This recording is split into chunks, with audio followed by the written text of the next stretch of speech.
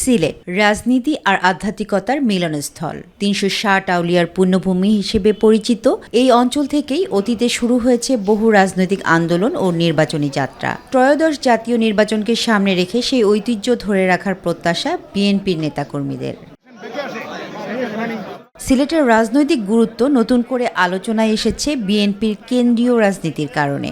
দলটির ভারপ্রাপ্ত চেয়ারম্যান তারেক রহমানের শ্বশুরবাড়ি এই সিলেটে হওয়ায় পারিবারিক ও রাজনৈতিক দুই আবেগই যুক্ত হয়েছে এই অঞ্চলের সঙ্গে। নেতাকর্মীদের মতে এই সম্পর্ক সিলেটের বিএনপির জন্য আরও কৌশলগতভাবে গুরুত্বপূর্ণ করে তুলেছে। তাই আমরা ওনাকে বরণ করার জন্য আমরা সিলেটবাসী আমরা অপেক্ষা করতেছি। ইনশাআল্লাহ আপনারা দেখবেন জনস্রোতের মাধ্যমে ওনাকে আমরা বরণ করব। এই বার্তাকে আরও জোরালো করেছে বিএনপির মহাসচিব মির্জা ফখরুল ইসলাম আলমগীরের সাম্প্রতিক সিলেট সফর। স্থানীয় নেতাদের সঙ্গে বৈঠক করে নির্বাচনী প্রস্তুতি ও সাংগঠনিক শক্তি বৃদ্ধির বিষয়ে স্পষ্ট দিক নির্দেশনা দেন তিনি। দলীয় সূত্র বলছে, সিলেটকে ঘিরে বিএনপির নির্বাচনী প্রস্তুতি ইতিমধ্যে গতি পেয়েছে। সাংগঠনিক শক্তি পুনর্গঠন ও তৃণমূলকে সক্রিয় করার কাজ চলছে জোরে সোরে। দেশনেত্রী বেগম খালেদা জিয়া তার প্রতিটা গুরুত্বপূর্ণ কাজ শুরু করতেন সিলেট থেকে। তিনি প্রধানমন্ত্রী হয়ে প্রথম দিন সিলেটে এসেছেন।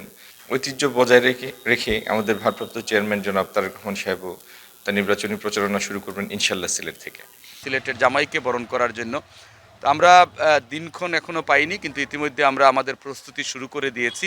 ইনশাআল্লাহ সেই দিনক্ষণ জানার সাথে সাথেই আমরা আপনাদেরকে সেই তারিখ জানিয়ে দেব। ত্রয়োদশ জাতীয় নির্বাচনকে সামনে রেখে আধ্যাত্মিকতা আর রাজনীতির ঐতিহ্যবাহী এই সিলেট থেকেই নতুন করে আশার আলো দেখছে বিএনপি। তামান্না সাদিকা, মাই টিভি নিউজ ডেস্ক।